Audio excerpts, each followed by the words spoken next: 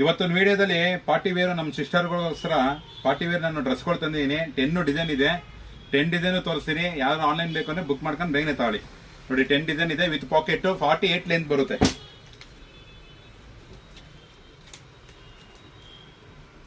ನೀವು ನೋಡ್ತಾ ಇರ್ಬೋದು 48 ಲೆಂತ್ ಬರುತ್ತೆ. ಇದು ವಿತ್ ಪಾಕೆಟ್ ಎಮ್ ಇಂದ XXL ಗಂಟ ಬರುತ್ತೆ.